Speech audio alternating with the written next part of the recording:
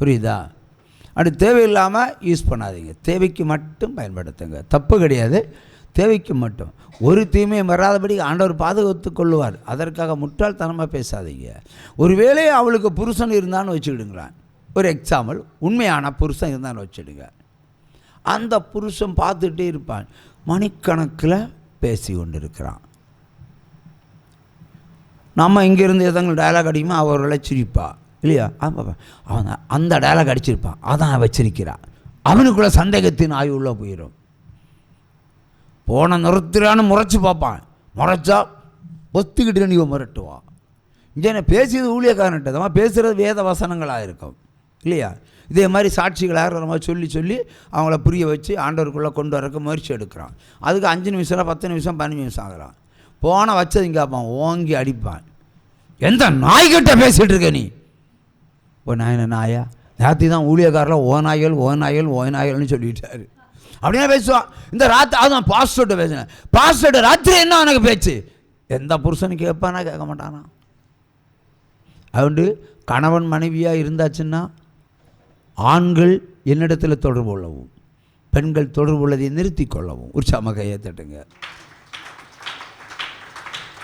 ஆம்பளை ஃபோன் பண்ணி என் பொண்டாட்டிக்கு சுகம் இல்லை ஜெபம் பண்ணுங்கன்னு சொன்னால் ஸ்பீக்கரில் போடுங்க, நான் ஜெபம் பண்ணுறேன். அது மரியாதை. ஆகவே வேதத்தில் இருக்கிறவர்கள் மிகுந்த ஞானத்தோடு இருக்கணும்.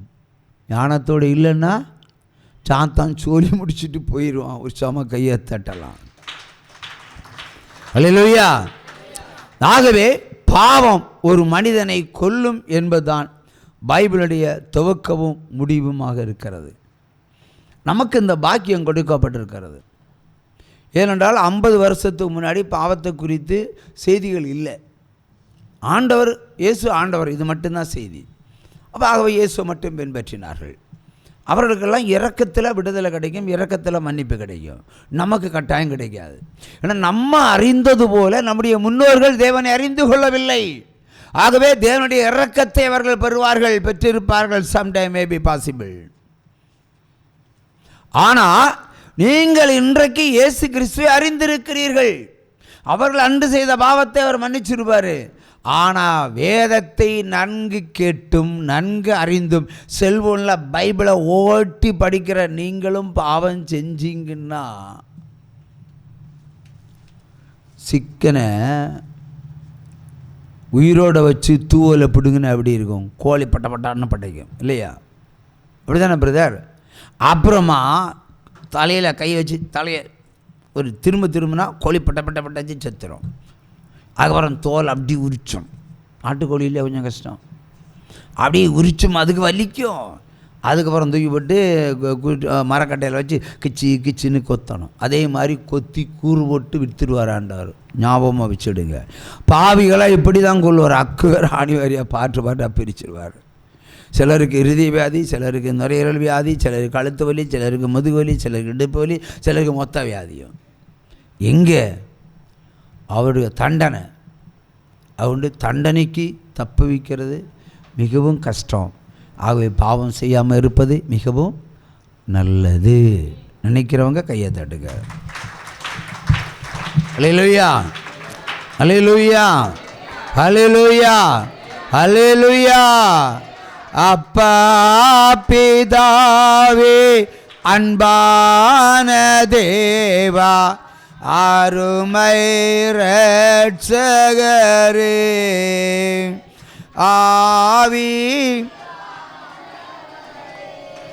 என் அப்பா பிதாவே அன்பான தேவா அருமை இரட்சகரே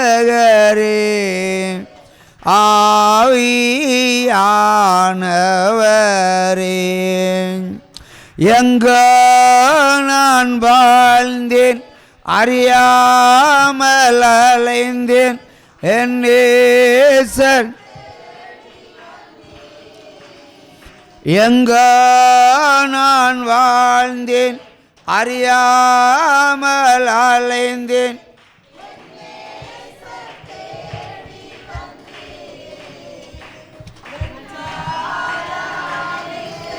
முத்தங்கள் கொடுத்து நிழலாய் மாறிவிட்டேன்.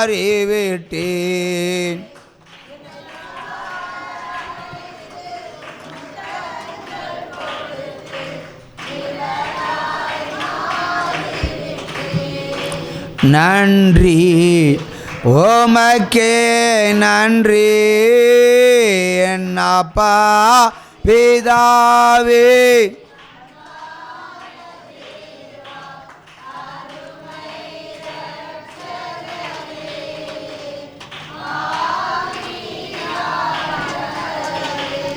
என் அப்பா பிதாவே அன்பான தேவா அருமை இரட்சகரே.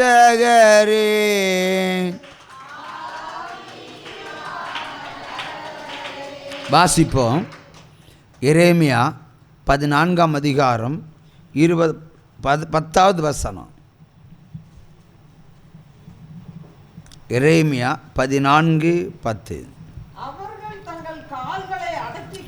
அவர்கள் தங்கள் கால்களை அடக்கிக் கொள்ளாமல் அலைய விரும்புகிறார்கள் என்று கர்த்தர் சொல்லுகிறார். ஆகையால் கர்த்தர் அவர்கள் மேல் பிரியமாயிராமல் இப்பொழுது அவர்களுடைய அக்கிரமத்தை நினைத்து அவர் பாவங்களை விசாரிப்பார். அதாவது இன்றைக்கு பாவம் செய்வதற்கு தங்கள் கால்களை அடக்கி கொள்ளாமல், ஒரு பாவம் செய்வதற்கு ஒரு மனநிலை வருதுன்னு சொன்னால் என்னை இறுக பிடிச்சிக்கிடணும். என்னது, வீட்டுக்கு விட்டு வெளியே வரப்படாது. சாத்தான் வா வா வான்னு கூப்பிடுவான், இல்லைன்னா அவன் வா வா வான்னு கூப்பிடுவான், இல்லை அவன் வா வான்னு கூப்பிடுவான். ஆனாலும் கர்த்தருக்கு பிரியமில்லாத செயலை நான் செய்ய மாட்டேன் அறையை பூட்டிக்கிட்டு பைபிளை பிடிச்சிக்கிட்டு ஒன்றும் இல்லைன்னா பைபிளை கட்டி பிடிச்சிட்டா படுங்க, பாவத்திலேருந்து தப்பித்து கொள்ளலாம். இல்லை அவன் கூப்பிட்டான்னு போனீங்கன்னா ஆண்டவர் விசாரிக்க ஆரம்பிச்சிருவார். அப்படி விசாரணை எப்படி இருக்கும்? போலீஸ்காரன் விசாரணை எப்படி இருக்கும்? கடுமையாக இருக்கும். 2 கயத்தில் ஒரு கயரை கட்டி தூக்கி போட்டு கையையும் காலையும் கட்டி கழுத்து குத்தரை கட்டி விடுவாங்க. நல்லா கையை பின்னாடி வச்சுட்டு நல்லா பட்டை சிலை முதல்ல அடிப்பாங்க, இல்லையா? இருக்கட்டும், பஸ் அதை பட்டை சிலை போட்டு அடித்து தொங்க விடுவாங்க. அடித்து தான் உண்மையை கறக்குறாங்க. அப்போ ஆண்டவர் பாவம் விசாரணை எப்படி வித்தியாசமாக இருக்கும் அவருடைய பாவ விசாரணை. இல்லையா? உன் அக்கிரமத்தை கிண்டி கிளப்பி, எத்தனை பாவம் செஞ்ச, எத்தனை வயசில் செஞ்ச, எத்தனை மணிக்கு செஞ்ச, எத்தனை பேரிட இவ்வளோ பாவம் செஞ்சுருக்கே. சரி, ஒரு பாவம் செஞ்சுட்ட, 2வது ஏன் இன்னொரு ஆள்கிட்ட பாவம் செய்ய போனேன்? அதோட விட்டு தொலைச்சிட நான் அறியாமல் மாட்டிக்கிட்டேன்னு. ஆனால் அதுக்கப்புறம் போகிறேன். அப்போ இப்படிப்பட்டவர்களுக்கெல்லாம் எப்படி தேவனுடைய மன்னிப்பு கிடைக்குமா? கிடைக்காது. அடியும் இடியும் உதையும் தான் கிடைக்கும். ஆகவே அவர் நம்முடைய பாவங்களை விசாரிக்கிற தேவன் என்பதனை மறந்துவிடக்கூடாது. என்னாகமம் 32வது அதிகாரத்தில் 23வது வசனத்தை வாசிக்க கேட்போம். அல்லேலூயா. என்னாகமம் 32:23.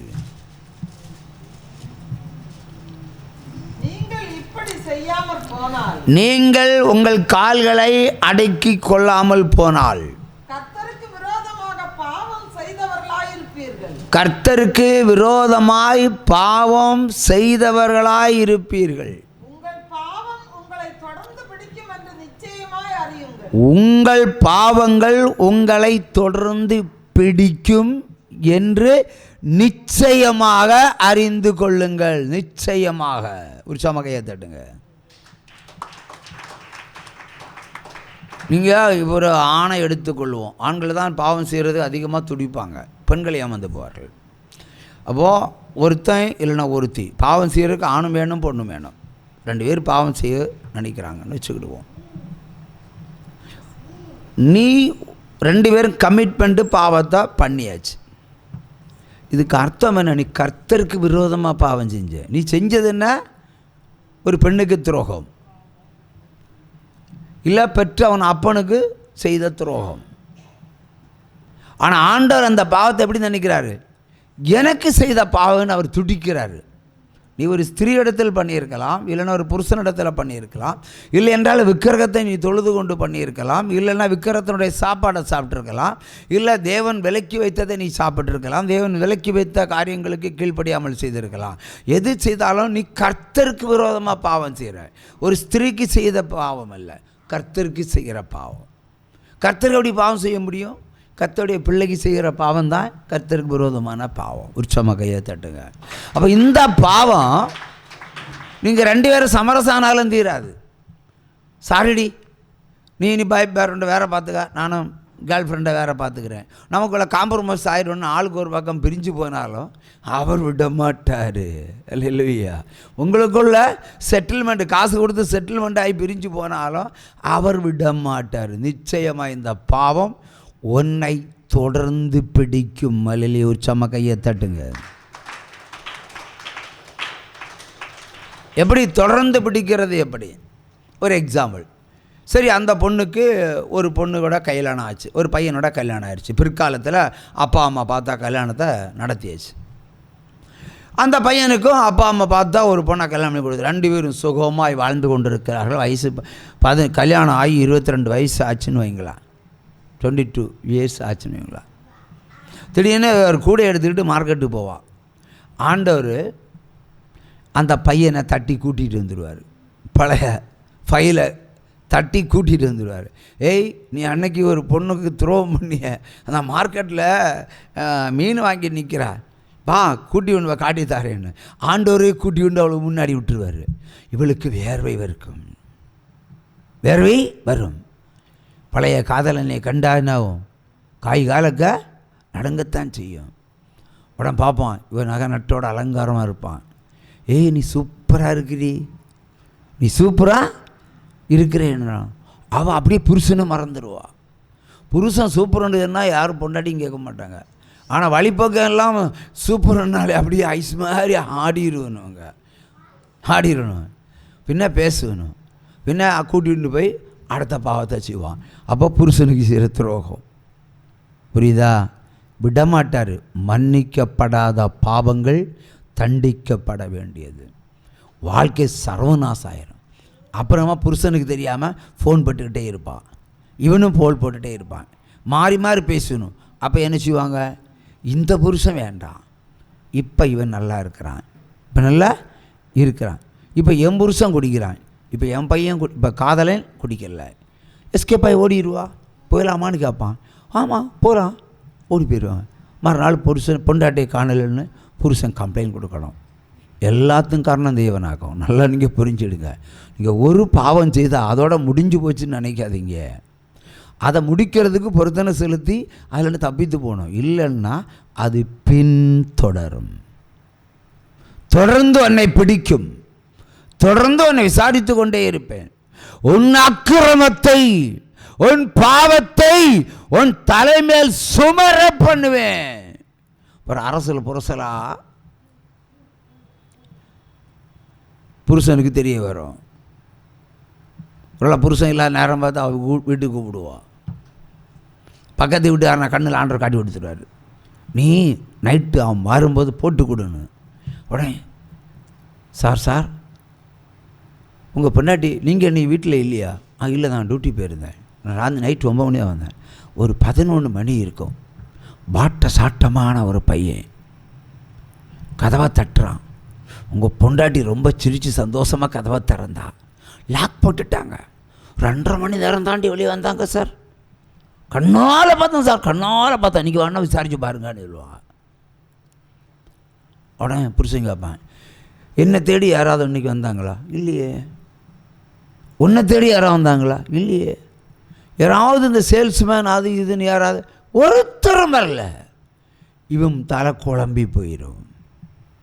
பச்சைக்கு போன்ற அவன் அடித்து பேசுகிறா, இவன் மறுதளிக்கிறா. மறுநாளையும் டியூட்டி போக மாட்டான், எங்கேயாவது ஒழிச்சிருந்து பார்ப்பான். இவன் பொண்டாட்டி கதவை எவன் தட்டுனான்னு வச்சு பார்த்தான்னு வச்சுருங்க, அங்கே என்ன நடக்குமோ அத்தனையும் நடக்கும். ஒரு பாவம், விளையாட்டாக செய்கிற பாவம் எத்தனை வாழ்க்கையில் சமாதானத்தை கெடுத்து கொண்டு இருக்கிறது தெரியுமா? நல்லா புரிஞ்சுடுங்க.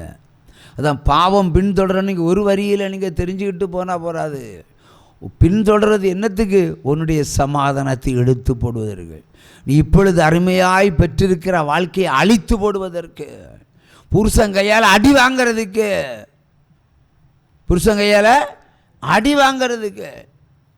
நல்லா இருந்தேன் கெடுத்து போட்டியடான்னு சொல்லி, ஏண்டா என் கண்ணுக்கு வந்து தொலைஞ்சேன்னு ரெண்டாவது சொல்லுவா. ஆனாலும் விட மாட்டார். அங்கே ஒரு அழிவு உண்டாகும் வரைக்கும், ஒரு சாவு உண்டாகும் வரைக்கும், ஒரு பிரிவினை உண்டாகும் வரைக்கும் கர்த்தருடைய செயல் பின்தொடரும். ஒரு சம கையை தட்டுங்க. அல்லேலூயா. அதில் பாவம்னு ஒரு வார்த்தையில் சொல்லிட்டோம், 3 எழுத்து பாவம். அது என்னத்தை இப்படின்னு சொல்லிட்டு போயிடுவோம். அது பின்னாடி பயங்கரங்கள் நடக்கும், பயங்கரங்கள் நடக்கும். காட்டாத்துறை பகுதியில் ஒரு குடும்பத்துக்கு நான் ஊழியம் செய்தேன். அந்த ஊரில் இருந்து கொஞ்சம் உள்ளே போனோம், வெள்ளியோடுன்னு ஒரு ஊர். நான் இடமே சொல்லுகிறேன், ஆனால் ஊழியக்காரன் நான். தினத்தந்தி பேப்பரில் வந்த செய்தி. அதுக்கு முன்னாடி அரசு பணியில் இருக்கிற ஒரு சகோதரி ஒரு காலத்தில் என்னை தேடி வந்தார்கள். நான் கடையில் உட்கார்ந்துருக்கிறேன். என்னை பார்த்தா ஊழியக்காரன் மாதிரி தெரியுமா? தெரியாது. ஒரு அம்மா வாட்ட சாட்டமாக வந்து நேர படிக்கட்டு வழி ஏறி வந்து இங்கே வந்து உட்காந்து முழங்கால் போட்டு கதறுது. நான் பின்னாடி இந்த ஒரு வழி வரேன். என்ன சிஸ்டர்னு கேட்டேன். உடனே காலை பிடிச்சிட்டாங்க. என் புருஷன் வெளிநாட்டில் இருக்கிறான், இருதய வியாதியில் அவதிப்படுறாரு, அவருக்கு எதுவும் ஆகக்கூடாது ஆண்டவரேன்னு சொல்லி பிடிச்சாங்க. இப்போ வேறு சில காரியங்கள் எல்லாம் உண்டு. ஆண்டவர் விடுதலை கொடுத்தார். கையை தட்டுங்க.